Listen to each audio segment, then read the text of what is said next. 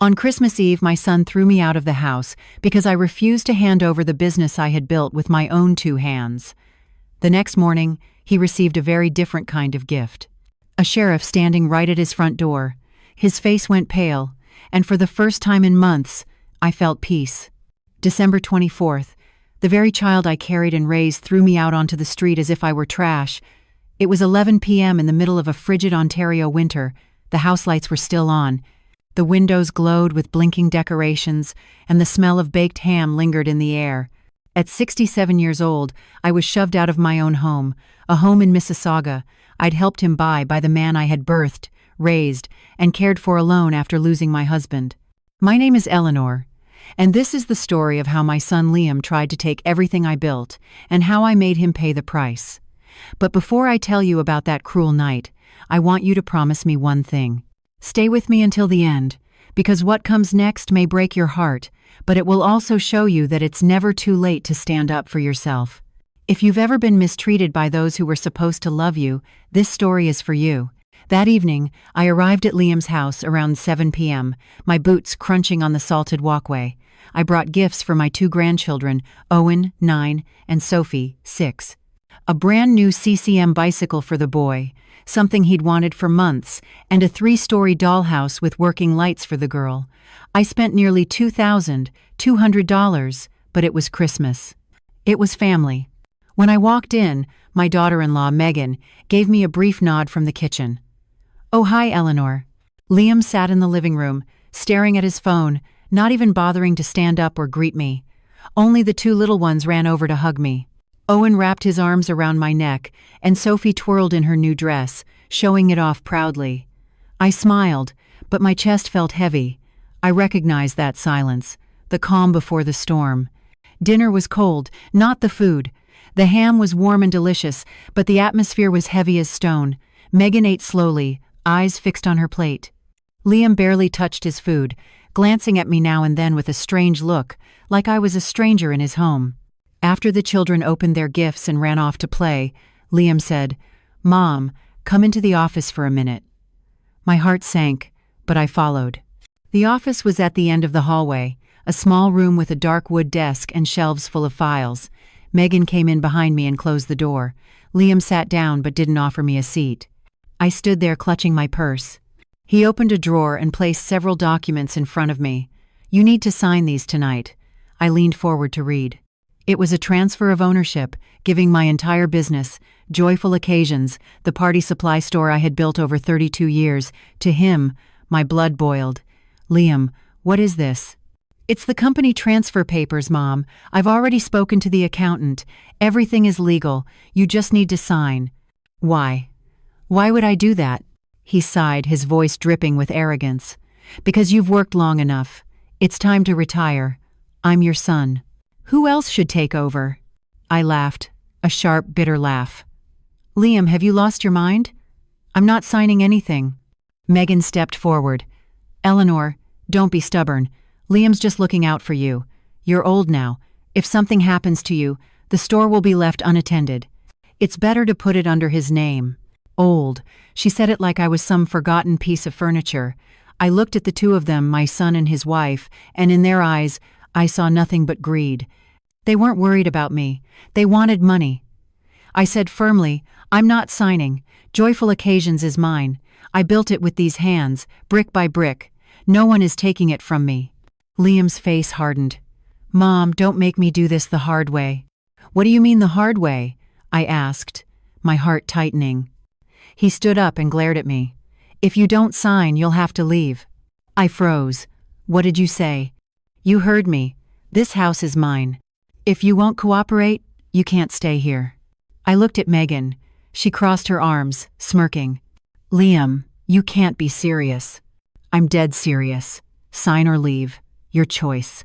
I felt like the ground disappeared under my feet.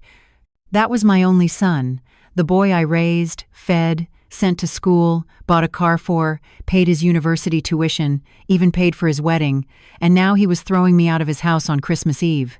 My voice trembled. "I'm not signing." Liam slammed the papers on the desk. "Then get out." He grabbed my arm and dragged me toward the hallway. Megan shouted, "Get out, you selfish old woman." You've never cared about anyone but yourself, not even your own son."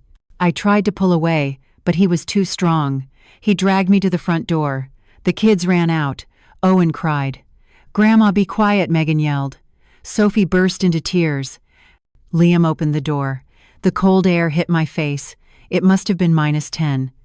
He shoved me hard and I stumbled out onto the snowy porch. "Don't come back until you change your mind." He slammed the door shut.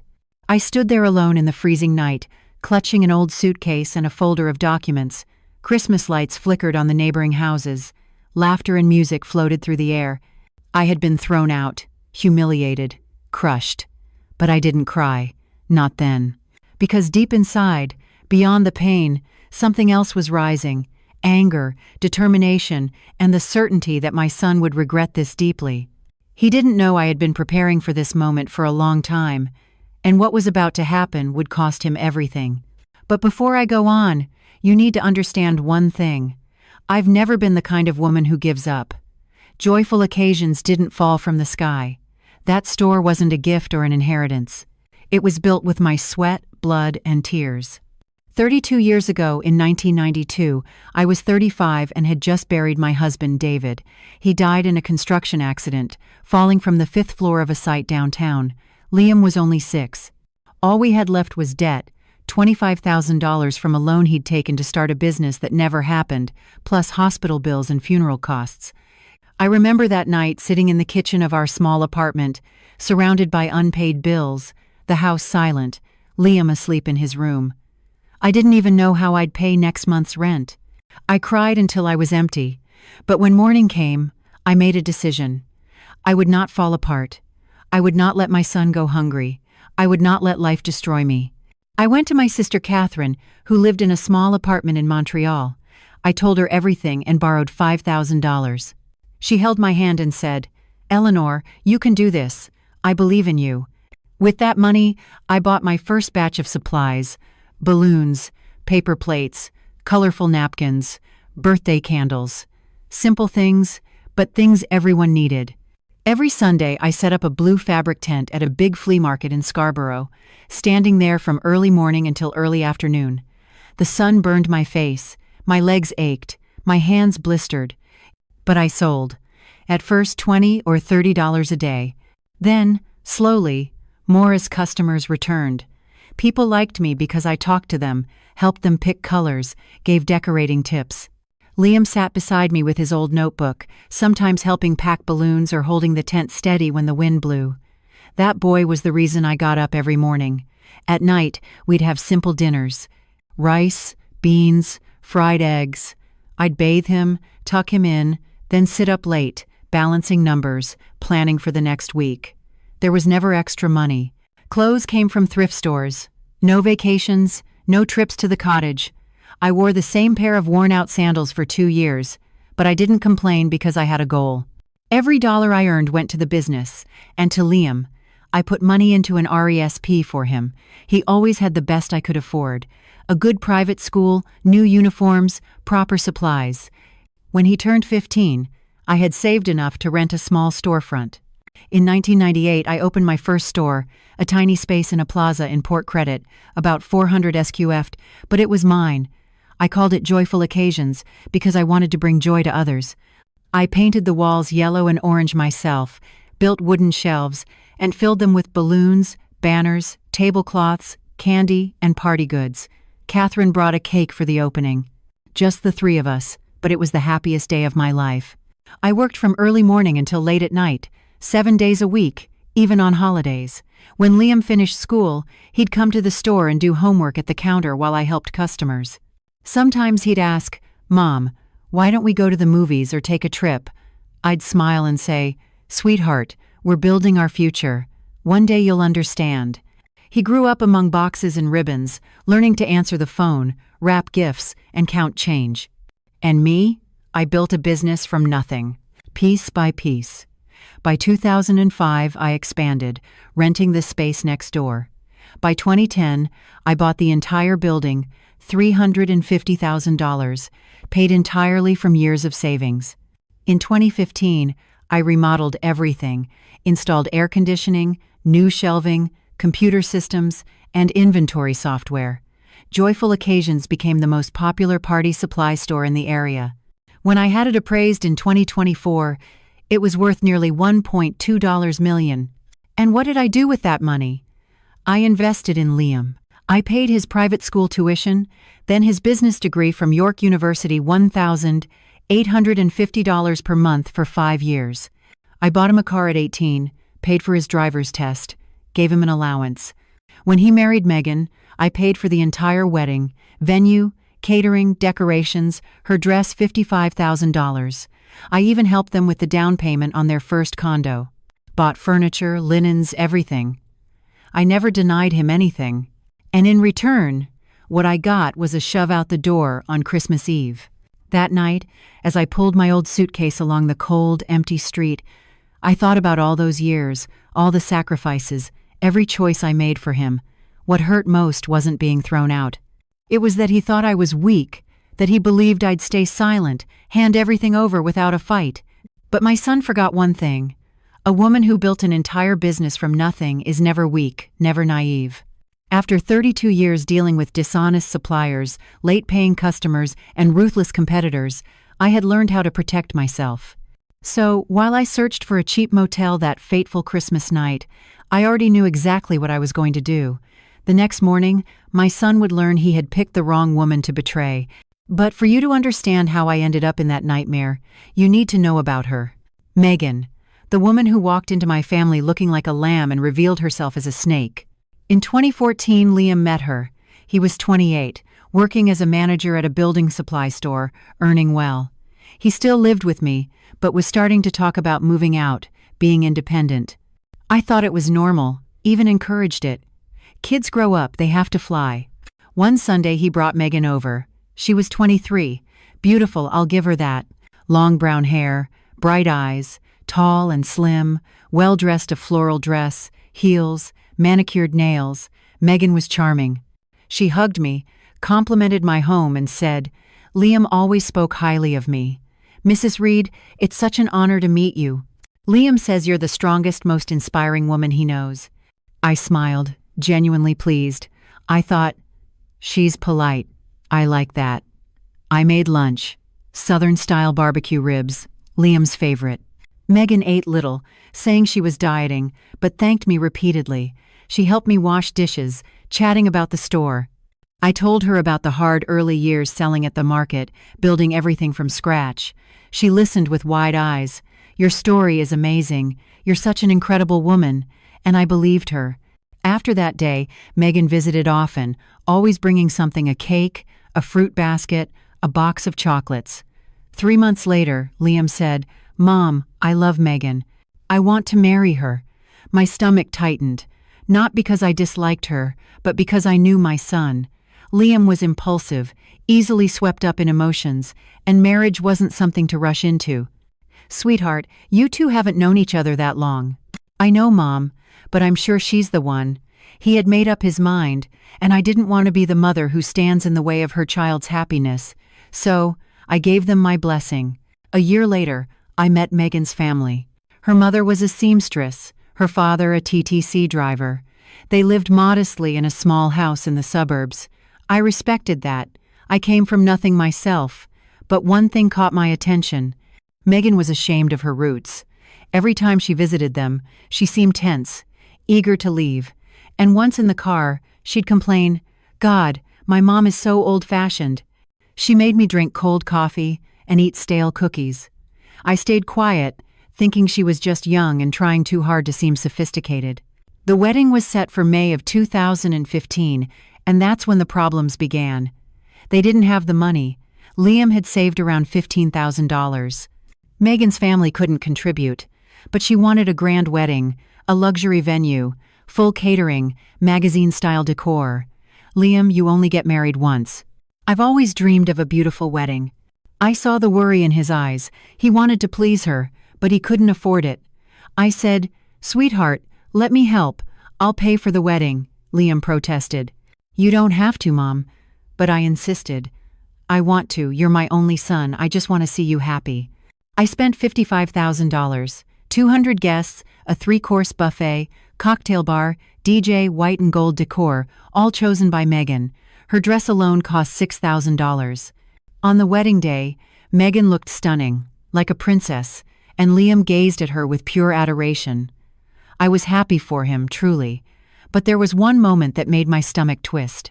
I was sitting down to rest when Megan walked by with a friend. They didn't see me. The friend whispered, "Megan, you did it. You got yourself a rich guy and a wealthy mother-in-law. Now just enjoy the ride."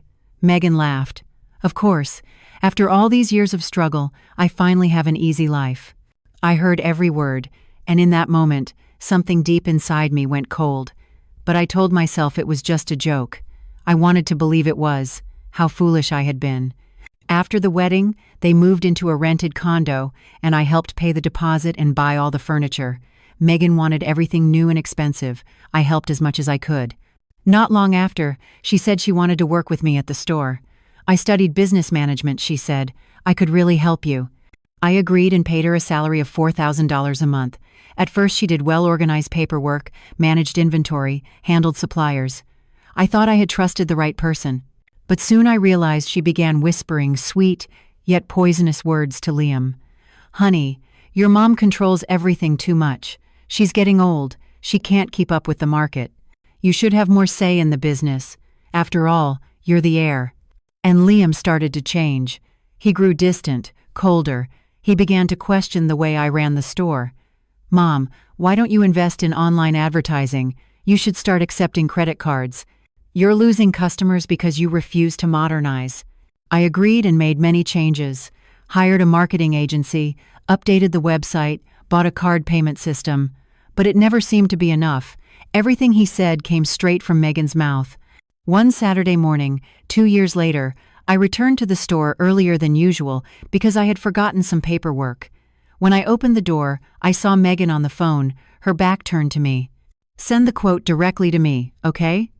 Eleanor doesn't need to know about this yet. I'll handle it later." My anger flared. "Megan, who are you talking to?" She jumped, her face turning red. "Oh, Eleanor, you scared me. It's just a supplier, nothing serious." "Which supplier? And why don't I need to know?" "It's not like that, Eleanor. You must have misunderstood. I just wanted to help you organize things." I didn't believe her, but I had no proof. I let it go for the moment, but suspicion burned inside me. From then on, everything started to unravel. Deliveries were late, loyal customers disappeared, small problems popped up constantly, and Megan was always involved somehow. I knew she was playing a game, and I quietly began protecting myself. There's one thing I've learned from years in business. Women have powerful intuition. When someone is betraying you, you can feel it, and I felt it clearly with Megan. By 2017, she had been working at Joyful Occasions for 2 years. My store, my life's pride, started showing strange signs. First, a longtime supplier, Sterling Company, suddenly began delivering late. Instead of early in the week, shipments arrived at the end. When I called to ask, the owner hesitated. "I'm sorry, Eleanor. We heard you've been having some health issues and sometimes forget to place orders, so we've had to double-check a few times." I froze. "Who told you that?" "One of your employees. She said you've been seeing a doctor and tend to forget things." I shook with fury and drove straight to the store. Megan was sitting calmly in the office, typing away. "Megan, I need to speak with you right now." She looked up, wearing that innocent smile. "Oh, Eleanor, I thought you were home. Why did you tell Sterling Company that I'm sick and forgetful?" She hesitated, then shook her head. "I didn't. You must be mistaken. I only called to check on an order." I spoke to the owner. "He repeated your exact words." Megan feigned surprise. "He must have misheard me. Phone lines are always bad." She spoke smoothly, eyes steady, voice soft, hand pressed against her chest as if sincere. But I wasn't naive. "From now on," I said, "you do not contact suppliers without asking me first. Understood?" "Yes, ma'am. I'm sorry if I caused trouble."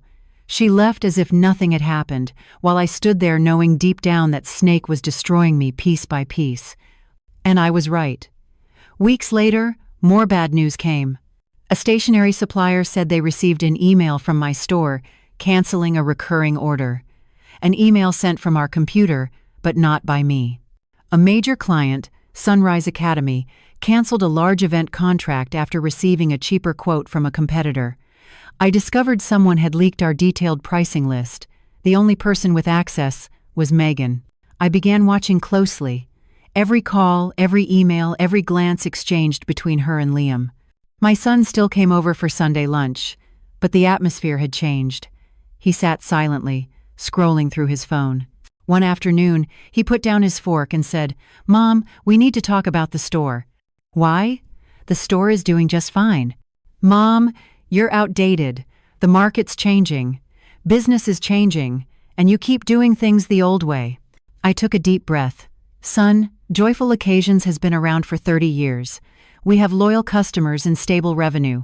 What exactly is outdated about that? You don't invest in social media. No promotions, no online sales. Competitors are overtaking you." I simply smiled. "I have social media, a website, and solid numbers, Liam." What my son didn't understand was this. A woman who built an entire business from nothing is never weak, naive, or foolish. The story continues, repeating a previous section. I will skip the repeated part and move to the next unique section. One afternoon during lunch, Liam looked at me and said, "Mom, things would run smoother if you let younger people make some decisions." I asked, "Younger people like who?" He avoided my eyes. "Me and Megan, we understand the market better." In that moment, I understood everything. That snake had poisoned my son's mind, painting me as some stubborn old woman holding back the company. "Liam," I said calmly, "when you understand even half of what I know about business, we'll talk. Until then, I'm still the one in charge." His face flushed red. "You're so stubborn, Mom. You never listen to anyone." He slammed the door and stormed out, leaving me alone with my half-eaten lunch. My son had changed, and the culprit's name was Megan. The following months were worse. Liam began talking about becoming co-owner. "Mom, I'm your only son. One day the company will be mine anyway. Why not just split it now?" "Because I'm still alive, Liam. As long as I'm healthy and damn clear-minded, Joyful Occasions remains mine. Don't you trust me?" "It's not about trust. It's about reason. I built it on my own. I won't hand it over that easily." He grew angry, but couldn't do anything. Then Megan began her campaign of lies within the family. She called relatives crying, saying I mistreated her, that I looked down on Liam, that I was selfish and refused to share. My sister Catherine told me Megan called yesterday, crying a lot. She said you yelled at her at the store and won't let Liam have a chance to grow. Maybe you're being a little harsh. I sighed. "Catherine, you've known me your whole life. Have I ever been unfair to anyone?" She was quiet, then softly said, "No, never. I'm sorry. I shouldn't have believed her." But not everyone thought that way. Some relatives began seeing me as the villain. Liam believed every word his wife said. By November 2024, everything truly collapsed. One morning, I arrived at the store and found Liam rifling through files, papers scattered everywhere. "What are you doing?" He jumped. "Mom, I'm just organizing." "Organizing what?" "Those are confidential documents." "I know, but I'm your son. I have a right to know." "No, you don't. Not unless you're a shareholder." "Forget it," he snapped, throwing the papers down. "You're paranoid, Mom. You should see a doctor." Those words cut through me like a knife. The son I had raised, loved more than myself, was now calling me crazy. That night I cried, but through the tears I made a decision. I wouldn't let them deceive me any longer. I called my lawyer, Mr. Tremblay, and my accountant, Ken. We scheduled a meeting for the following week to begin my protection plan. 32 years in business had taught me that survival isn't for the naive. If my own son was plotting against me, I would fight back with everything I had. That feeling of being cornered, the air thick with betrayal. I'll never forget it. I stepped into Mr. Tremblay's office, small and old on the third floor of a worn commercial building. But his mind was sharp as a blade. I'd known him for 15 years. Ken was there too, a heavy-set, balding man with thick glasses but sharp eyes. I sat down in the old leather chair across from them and told them everything. Megan's shady calls to suppliers, Liam's secret file searches, the pressure to sign over the business, the rumors that I was senile. Mr. Tremblay listened carefully, taking notes. When I finished, he took off his glasses and looked straight at me. "Eleanor, you're in danger." My stomach clenched. "What do you mean?" "They're setting you up. First, they'll convince people you're no longer fit to manage. Then they'll file for legal guardianship, probably try to get you to undergo a capacity assessment, naming Liam as your representative. Once that happens, he'll control everything. Your business, your accounts, your home." I was speechless, but I'm completely sane. "I believe you," he said. "But on paper, if they bribe a doctor and gather a few witnesses, they could take away your legal rights," Ken added. "We have to act fast before they do." "What should I do?" "Mr. Tremblay said, "First, protect your assets. Transfer the entire business into a parent company under your name only. Cancel any power of attorney Liam holds. Then, start recording. Save emails. Gather every piece of evidence. Finally, prepare paperwork to reclaim the house he's living in. It's still legally yours." I nodded. "Let's do it. I trust you." The following weeks, we worked in total silence. Ken created Joyful Holdings Incorporated, transferring every asset, account, and inventory item into the new entity with me as sole owner. Liam and Megan had no legal claim left. Mr. Tremblay drafted papers revoking the power of attorney I had once foolishly given my son. I began recording everything. I bought a small voice recorder and kept it in my jacket pocket. Every time Liam or Megan spoke to me, I turned it on. I photographed emails, saved them in a hidden folder, and backed them up on a USB drive tucked inside an old cookie jar in my kitchen. Then came the opportunity. One late Saturday afternoon in October, I closed the store early and came back through the rear door. From the hallway, I heard voices inside the office. Liam and Megan. I pressed record. Megan's voice was cold. "She'll never hand the company over willingly. We'll have to force her." "How?" Liam asked. "Legal guardianship. My cousin's a lawyer. He said it's possible. We just need a few people to testify that your mom's confused and pay a doctor to write a false report. Then you'll gain control of everything." "But my mom's perfectly fine." Megan snapped. "Liam, wake up. She's not going to live forever. How long do you plan to wait before you get the money?" Silence. Then Liam's shaky voice. "I don't know. It feels wrong." "Wrong? What's wrong is her being selfish, keeping everything for herself. You've worked there your whole life. You deserve your share. But she's the one who worked her whole life. That doesn't matter. You're her only son. It's your right." Another long pause. "Fine," Liam said. "We'll do it." My heart shattered. My only son had just agreed to betray me. Trembling, I drove straight to Mr. Tremblay's office and handed him the recording. After listening, he said gravely, "Eleanor, this is evidence of fraud and attempted asset theft. Can I sue them?" I asked. "Not yet," he said. "We'll wait and see how far they go." I took a deep breath and said, "I need to know for sure, so there's no doubt left." Deep down, I still hoped my son would wake up. But that November, whatever hope I had left, finally died. Liam invited me to dinner, just the two of us. He said he had something important to discuss. I agreed, thinking maybe he wanted to apologize. We went to a small restaurant near the store. He pushed his fork around on his plate, looking tense. "Mom, I'm worried about you." "Worried about what?" "You've been forgetting things, getting confused. Last week you called the same supplier 3 times asking about the same order." I looked straight at him. "That's not true." "It is, Mom," the staff told me. "Everyone's worried." "Which staff? Megan and the people in the warehouse?" "Of course, Megan." "Mom, I think you should see a doctor. Maybe you're just tired, but it's better to check." I looked into his eyes, the same eyes I'd known all my life, now cold and calculating. "Liam, I'm perfectly fine, and if there were ever a problem, you'd be the first to know. But I don't need a doctor." He sighed dramatically. "See? You're denying it. That's a sign something's wrong." I stood up. "Dinner's over. You know exactly what you're doing, and so do I. But let me tell you something. You won't win." I paid my share of the bill and walked out. That night, I called Mr. Tremblay. "Get everything ready. The papers, the files, the notices, everything. I'm just waiting for their next move." And that move came on Christmas Eve. Greed knows no holidays, no shame, no love.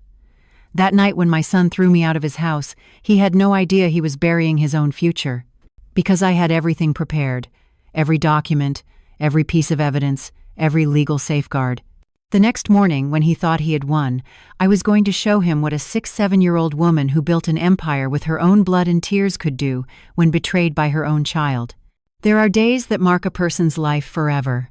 Birthdays, weddings, the day your child is born. But there are also days you wish you could erase and can't. For me, December 24th, 2024 is a scar that will never fade. I woke up at 6 a.m. that morning, the sky still misty, the air cool before sunrise. I had breakfast alone, toast, butter, black coffee, and a few slices of fruit. I looked at the wrapped gifts in the living room, a red CCM bicycle for Owen, just the right size for a 9-year-old boy, complete with a new gear set.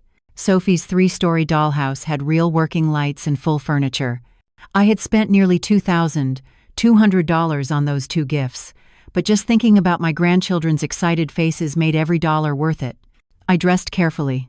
I wore the dark blue silk blouse Liam had given me for my birthday 2 years earlier, and the only gold necklace my mother had left me. I dabbed on light pink lipstick and looked in the mirror. A 6-7-year-old woman with silver hair pinned neatly, a face marked by years of hard work, but eyes still steady, head held high. I picked up the gifts, walked to my car, and drove off. Liam's house was in a quiet neighborhood in Mississauga, 3 bedrooms, a balcony, and a 2-car garage. I was the one who paid the $150,000 down payment on that house. They covered the rest through a loan, but the deed was still in my name, a detail my son had conveniently forgotten. I arrived around 7 p.m. A few cars were parked outside. I recognized the old silver sedan belonging to Megan's parents. They were invited too. I rang the bell. Sophie opened the door, wearing a red dress with a white bow. "Grandma," she ran into my arms. I held her close, her small body smelling of soap and strawberry shampoo. My heart tightened. Owen ran out too, wearing a t-shirt and shorts. "Did you bring gifts, Grandma?" I smiled. "Of course, but you'll have to wait until after dinner to open them." "Okay." He pouted but nodded. I stepped inside. The living room was beautifully decorated, a Christmas tree covered in red and gold ornaments, twinkling lights on the windows, a dining table set with a white cloth, red napkins, and a vase of flowers in the center. Megan was in the kitchen. When she saw me, she gave a thin smile. "Hello, Eleanor. Have a seat. Dinner's almost ready." I greeted her parents, Mr. and Mrs. Nelson. Kind, gentle people, who hugged me warmly. Liam stood on the balcony, eyes glued to his phone. When I entered, he only nodded, not even bothering to say hello. I could feel the tension in the air, but reminded myself to stay calm.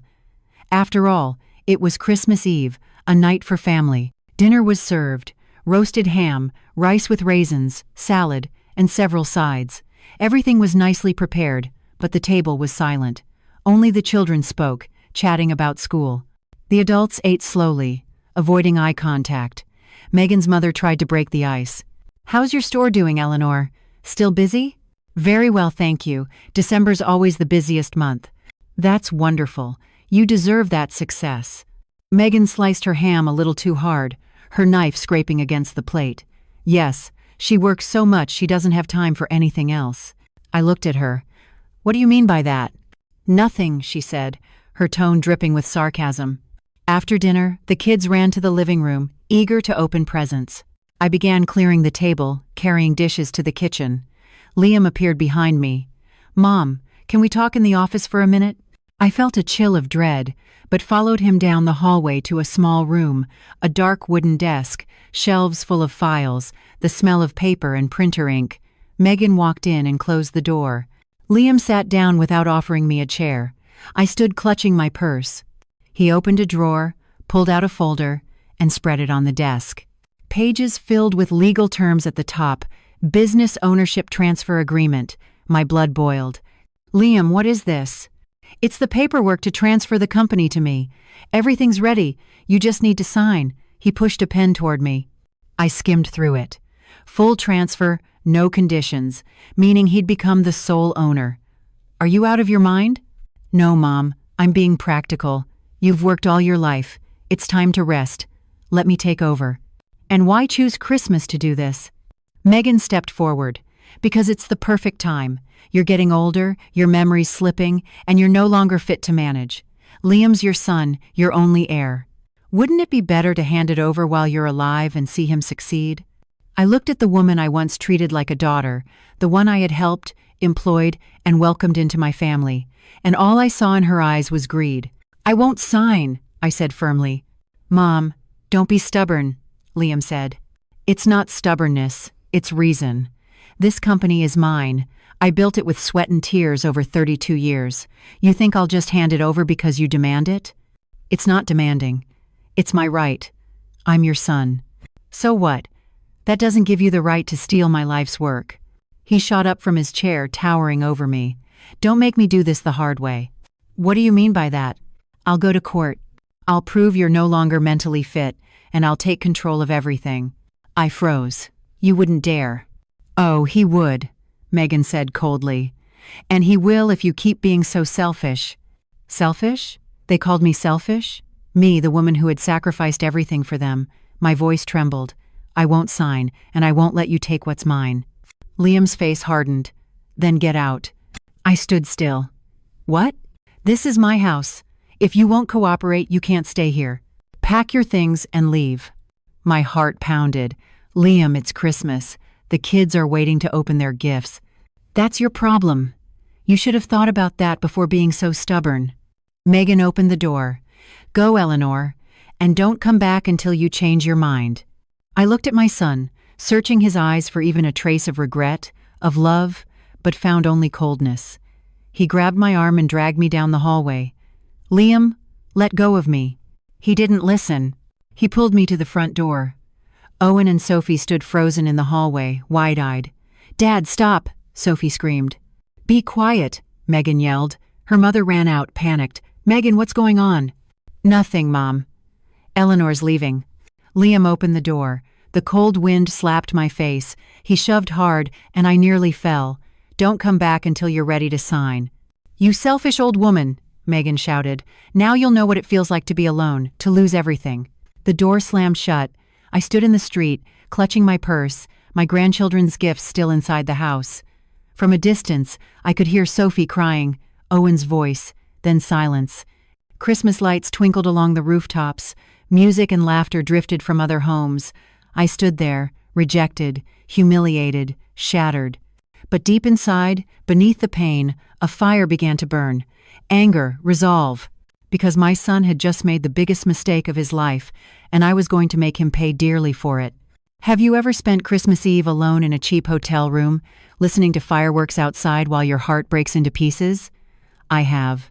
I walked down the streets for about 20 minutes, glancing through glowing windows where families gathered, children laughing, while I dragged my heavy old suitcase behind me. I stopped at a corner and took out my phone. I almost called Catherine but stopped. Christmas Eve. She'd be with her family. I didn't want to ruin her joy. I opened a hotel app and found a cheap motel on Dundas Street.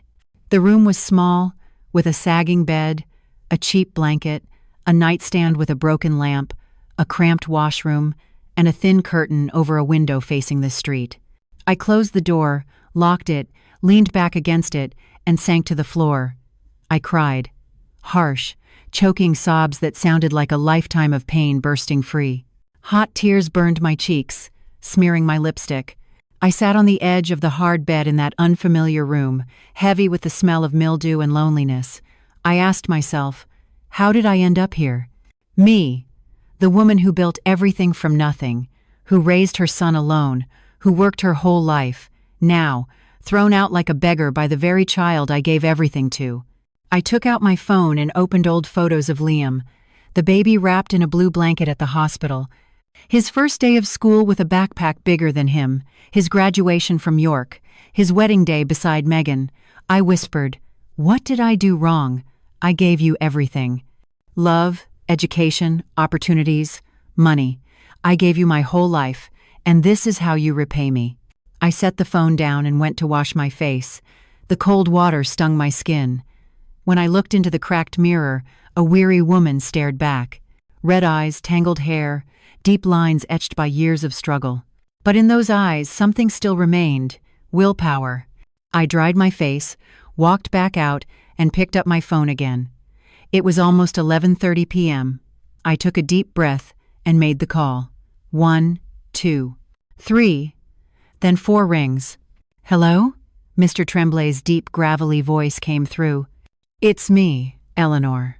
"Mrs. Reed? Are you all right? It's Christmas Eve." "I know.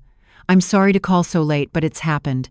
My son threw me out of the house because I refused to sign over the company." The line went silent for a moment. "Where are you?" "At a small motel. Central. Alone." "Send me the address, now." "There's no need. I don't want to disturb your evening."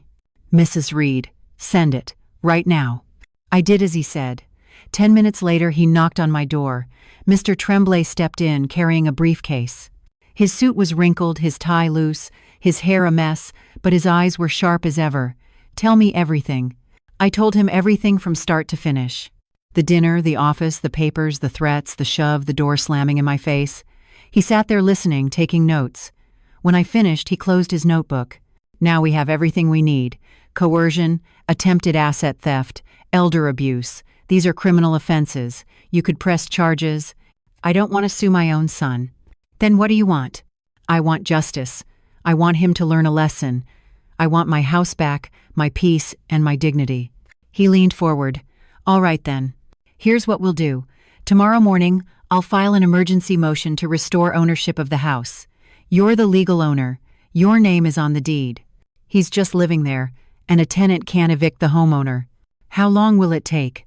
With a case like this, a 6-7-year-old woman thrown out of her home on Christmas Eve, in this cold, the judge will act the same day. By tomorrow afternoon, the sheriff could be at his door." My heart pounded. That fast? Justice may be slow for some, but when an elderly person is treated cruelly, things move quickly. What they did to you absolutely qualifies. He opened his briefcase and took out more papers. "This is the motion to revoke all powers of attorney and freeze the company's bank accounts. He won't be able to withdraw a single dollar without your signature." I looked at the stack of papers. My salvation, my weapon, my protection. "Do it all, Mr. Tremblay. I trust you." He gave a tired but steady smile. "Everything will be fine. You already laid the groundwork. Now we just execute the plan."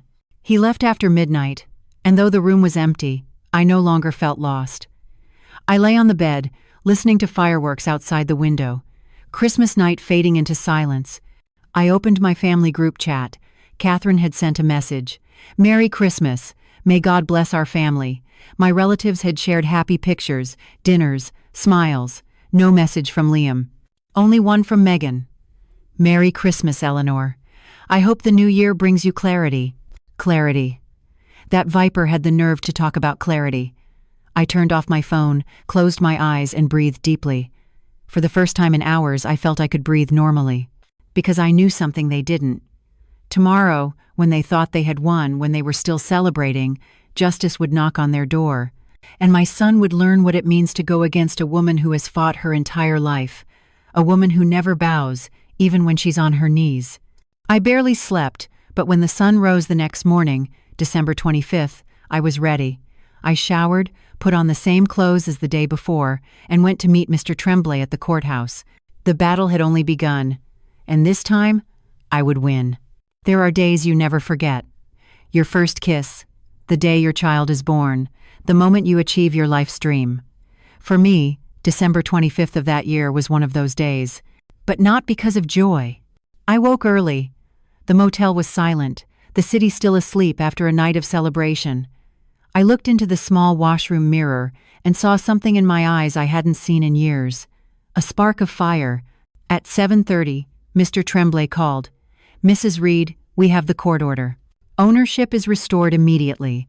The judicial officers, the sheriff's department, will be at the house by 2 p.m. this afternoon." Yes. The judge reviewed the case and recognized its seriousness. A mother thrown out by her own son on Christmas Eve. There's nothing more to discuss. So, Liam has to leave? He has 48 hours to vacate. The paperwork will be served today. At the same time, the company's accounts will be frozen and all power of attorney revoked. I sat on the edge of the bed, heart racing. All at once? Yes. When the timing is right and the evidence solid, justice moves fast. I hung up. In just a few hours, everything would change.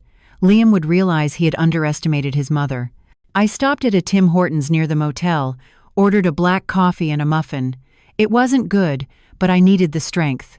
The city was quiet, stores closed, streets empty. Everyone else was resting after Christmas, except me. At 1:30, my phone rang.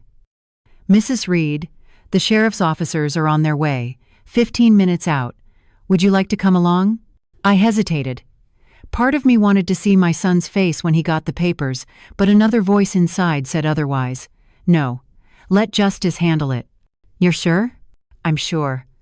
Call me when it's done. I sat on a park bench, watching the blue sky and the trees swaying gently as I waited. At 2:15, my phone rang again, but it wasn't Mr. Tremblay. It was Liam. My hands trembled as I answered. Mom, what did you do? His voice shook with panic. I protected myself, Liam. There's a sheriff here. He's saying I have to leave because the house belongs to you. That's right, it always has. You know that. But I live here, with the kids. And I was your mother, but you threw me out last night. Silence. I heard his heavy breathing. Then Megan's voice in the background. Call the lawyer. Hurry. Mom, you can't do this. It's Christmas. The kids. You couldn't do what you did either, but you still did it. You have 48 hours to move out, Liam. Read the documents carefully. It's all there. Mom, wait! I hung up. My hands were shaking, my heart pounding, but I didn't regret it. 2 minutes later, the phone rang again. Megan. Are you insane, Eleanor? You can't do this to us. I can, and I just did. There are children here. You're throwing your own grandkids out on the street. Last night, you threw their grandmother out. Why shouldn't I? She went silent for a few seconds. We'll sue you. We'll overturn this. Go ahead. That house is mine. It's always been mine. You were guests. And that ended when you kicked me out. You miserable old woman. We should have had you formed. Committed. She screamed and hung up. I put the phone down and stared into the distance. At 3, Mr. Tremblay called back. It's done, Mrs. Reed. The papers were delivered. Order to restore the house, freeze the accounts, revoke the power of attorney. Your son turned pale, and your daughter-in-law panicked. They said they'll find a lawyer. Let them. It won't matter. Your file is airtight. They have no standing. How long do they have to move out? 48 hours, until the 27th. If not, law enforcement will remove them. I sat quietly. I had done it. I had taken back what was mine. But there was no joy, only emptiness. No matter what he had done, he was still my son. And no mother feels happy fighting her own blood. I returned to the motel and lay on the bed, staring at the ceiling. My phone kept ringing. Liam, Megan, then Catherine, who must have heard something. I didn't answer. I just needed silence. That night, I ordered food online. A cold hamburger. I ate without tasting it, just to keep from fainting. I kept thinking, what now? I had reclaimed my home, protected my company, taught my son a lesson. But would he understand? Or would he hate me forever? And what about the kids? Would I ever see them again? Those questions kept me awake, but I knew one thing for certain. I would not back down. 67 years of life had taught me that no one has the right to walk over you, not even the child you gave birth to. The next morning my phone rang. A strange number. Good morning, Mrs. Reed. This is Sarah. We met at the supplier fair last year. Remember? Of course. Sarah, the event company manager, right? That's me. I heard you're having some trouble at your business. I'm looking for a new position. Do you need a manager? I paused for a moment. A new manager? Exactly what I needed. Maybe I do, Sarah. Want to meet for coffee this afternoon? Absolutely. We arranged to meet later that day, and in the middle of the storm I began rebuilding my life, because life doesn't wait for us to heal, it just keeps moving. And we only have 2 choices, move with it or be left behind. I was never one to be left behind. 2 days after Christmas, At 9 a.m., I rang the doorbell of my own house. Yes, my house. The door opened, and Liam appeared. Eyes sunken, stubble rough, shirt wrinkled. When he saw me, his face twisted between anger and shame. "What are you doing here?" "I came to check how the move-out's going. Today's the deadline." He gave a strained laugh. "You're really doing this? Throwing us out?" "No, I'm taking back what's mine. There's a big difference." I stepped inside. He didn't stop me. The house was a mess. Boxes everywhere, clothes piled up. The Christmas tree still standing, but dark. The decorations as lifeless as the mood inside. Megan sat on the couch, eyes on her phone. When she saw me, she jumped up. You destroyed us." I defended myself. "That's not the same. We have nowhere to go, no money for rent. My parents don't have a spare room." "You should have thought of that before you threw me out." She stormed toward me, pointing her finger, eyes red with rage. "I always knew you were selfish, but I didn't think you could be this cruel."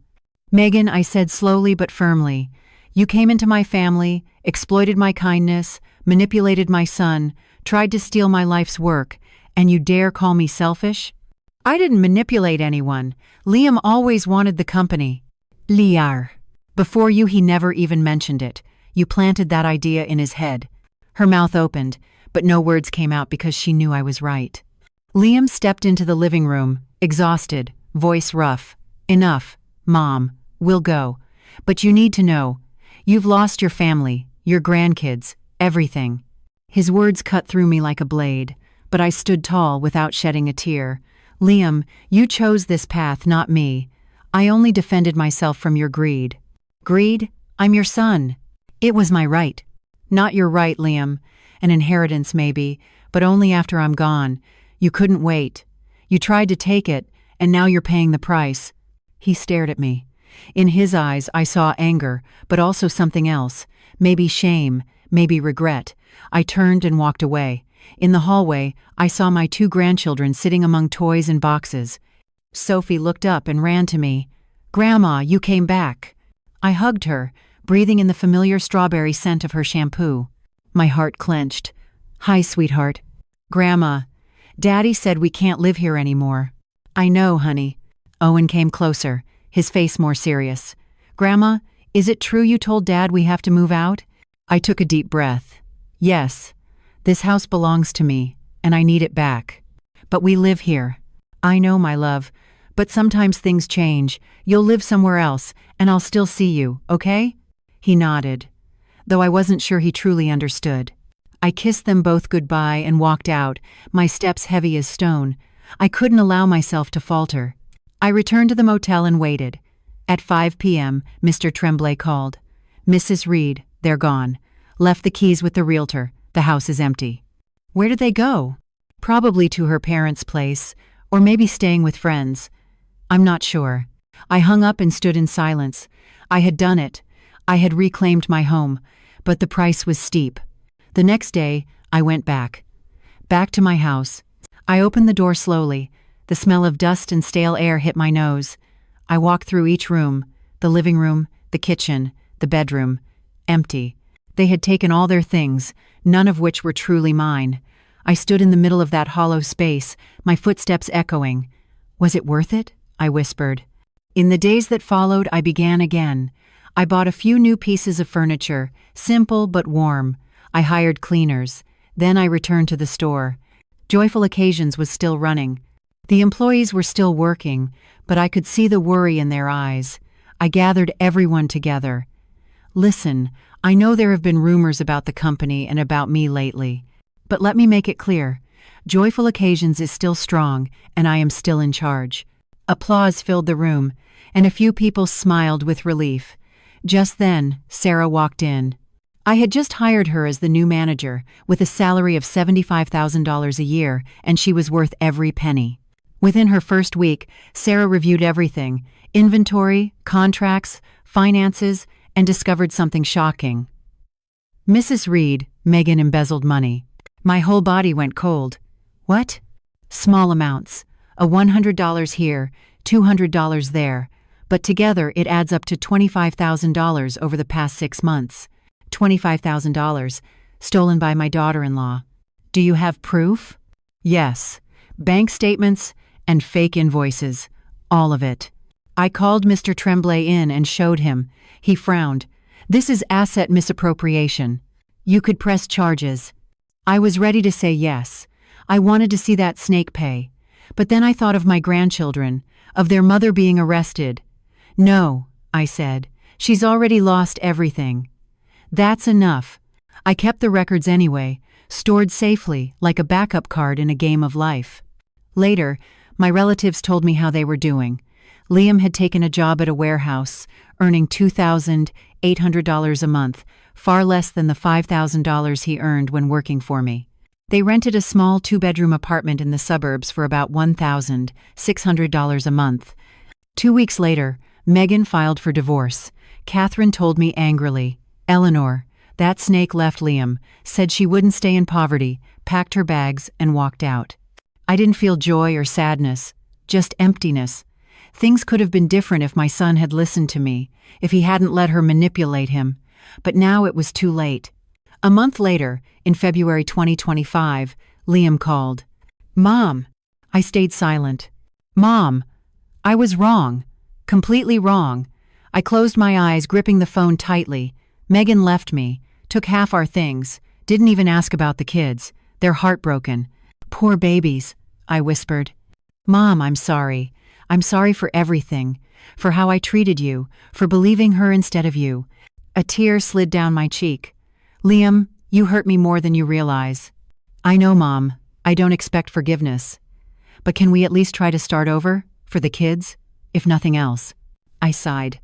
"All right, but on one condition." "Anything." "You'll come back to work at Joyful Occasions, but only as an employee.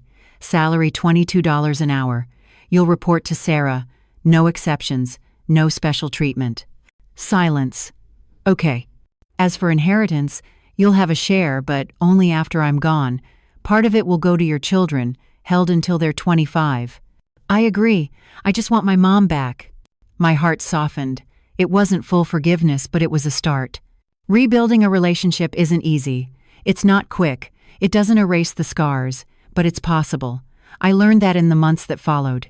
In March, Liam started working again at Joyful Occasions, not as the owner's son, but as a regular employee, punching a time card, wearing a uniform, working standard hours. On his first day, his face showed shame. People stared, whispered. Everyone knew what he'd done, but I wouldn't let anyone humiliate him. I told the whole team, "Liam works here as an employee, like everyone else. No gossip, no mockery. Anyone who breaks that rule will face consequences. We work professionally." Everyone nodded. Liam worked in the warehouse, lifting boxes, stacking shelves, doing inventory, hard labor, far from the office and decision-making. I watched him sweat, his back bent under the weight of boxes, and I remembered the contempt in his eyes that Christmas night. But now there was something different. Humility. He arrived on time, worked hard, followed Sarah's direction without complaint. Slowly, we started talking again. Not about the past or betrayal, just small things. "Mom, Owen got an A in math." "That's great, son. He's always been smart." "Sophie started swimming lessons. She loves it." "Send me pictures." Small bridges began to form again. In April, he invited me to lunch at a small diner, a Swiss chalet. We sat quietly for a while before he set down his fork. "Mom, I need to say this." I held my breath. "Go ahead." "All my life, I thought you were just naturally strong. I never understood why you wouldn't hand the company over earlier. I thought you were selfish. But now that I work there, I get it. Keeping a business alive is hard, eh? The pressure is real. You worked so hard, and I was a fool." Tears filled my eyes. "Liam, wait, let me finish. Megan manipulated me. I see that now. She whispered that you were using me, that you'd give everything to someone else just to punish me. And I believed her, not because I was stupid, but because I wanted to believe it. Because I was greedy too. I wanted everything without earning it." He lowered his head. "I betrayed you. I kicked you out, called you crazy, tried to take your company. There's no apology big enough for that. I want to try again. I want to be the son you deserve." Even if it takes years, even if you never forgive me, I'll keep trying." He looked up, and I saw the little boy I once knew. The one who sat beside me at fairs, did his homework at the counter, hugged me goodnight. That boy was still there, just buried under bad choices. I reached across the table and held his hand. "I may never be able to forgive everything, son, but I want to believe in you again. I want to try." He gripped my hand and broke down, crying in that small restaurant. I cried too, because forgiveness isn't forgetting, it's giving another chance. The following months, things slowly improved. Liam worked hard. After 3 months in the warehouse, I promoted him to sales, then to sales supervisor. Not because he was my son, but because he earned it. Joyful Occasions grew its revenue by 40%. Sarah became an outstanding manager, modern, visionary, and respectful. She improved our systems, refreshed our marketing, and brought in major clients. I remained at the helm but felt lighter because I finally had a team I could trust. In June, I did something I had been planning for months. I called Mr. Tremblay and rewrote my will. 70% of all my assets, the store, the house, the savings went to a charity I founded, the Eleanor Reed Foundation for Widowed Entrepreneurs. I wanted to help women like I once was, widowed young and forced to rebuild from nothing. The remaining 30% went to Owen and Sophie, held in trust until they turned 25, with the condition that part of the money be used for education and building their own futures. As for Liam, I left him only a small condo in Etobicoke I had bought years ago, worth about $450,000. I handed him the document. Liam read it silently, then returned it. "You did the right thing, Mom. It's fair." "You're not upset?" "No. I don't deserve more than that. Honestly, I'm happy my kids will have security and that you'll help other women. That's a good thing." I put the papers away and felt a peace I hadn't known in years. By August, my grandchildren began visiting often. Every Saturday, they spent the afternoon with me. We went to the park, ate ice cream, watched movies. One day, Owen, now 10 years old, asked me, "Grandma, why did you and Dad fight?" I sighed. "Because sometimes people lose their way, sweetheart. They make bad choices and hurt the ones they love. But what matters is learning from it and trying again." "Are you and Dad trying again?" "Your dad and I are doing our best." He smiled. "I like that. I like when you come get us, when we eat popcorn at your house. I miss that." "I miss it too, honey. I miss it so much." In September, nearly a year after that terrible Christmas night, I was closing the books at the store when Liam walked in. "Mom, can we talk?" "Of course." He sat down, fingers laced tightly, clearly nervous. "I met someone." My heart stopped. "A woman. What's her name?" "Fiona. She works as a coordinator at a school. She's not like Megan. She's completely different." "How so?" "She's simple, honest, loves the kids, and doesn't want anything from me except me." "Are you happy?" He smiled, the shy smile of a man in love. "Yes, Mom, I'm happy." "Good. I'm happy for you too. I want you to meet her." He hesitated. Part of me was afraid of being disappointed again, of trusting the wrong person. But when I looked into my son's eyes, I saw sincerity. "All right, I'd like to meet her." A week later, we had dinner together. Me, Liam, Fiona, and the kids. Fiona truly was different. Her hair was neatly tied back. She dressed simply. Her smile was warm, and the way she cared for the children touched me deeply. At the end of the meal, she hugged me. "Mrs. Reed, Eleanor, Liam told me everything. I know he made mistakes, and I just want to say, I have great respect for you. I don't want to cause trouble. I just want to make him happy and make the kids happy." I looked into her eyes and believed her. Welcome to the family. Little by little, everything fell back into place. Now it's October 2025, almost a year since that Christmas night. I can finally say, I've rebuilt my life. Joyful Occasions is thriving more than ever, bringing in over $100,000 each month. I have a strong team, a stable future. My home is peaceful, filled with photos of my grandchildren, green plants, and quiet comfort. Liam works beside me, earning an honest wage, living in a rented apartment with the kids, dating Fiona, and slowly rebuilding the trust that was once broken. Have I completely forgiven him? Not entirely. The pain still lingers. Some days I still remember the shove, the door slamming in my face, and those cruel words, but I choose not to let them poison me. Because holding on to resentment only poisons your own heart. I've spent my life building this peace, and I won't waste my remaining years on bitterness. If you've ever been through something like I have, you know that no family is perfect. But there's always a chance to love again, to set boundaries, and to live in peace. And what about you? If you were in my place, could you forgive someone who betrayed your trust? Share your thoughts in the comments. Maybe your story will give hope to someone who needs it. And if you'd like to keep hearing stories of courage, family, and renewal, stay with me for the next ones. Because sometimes, a single story told at the right moment can warm an entire heart.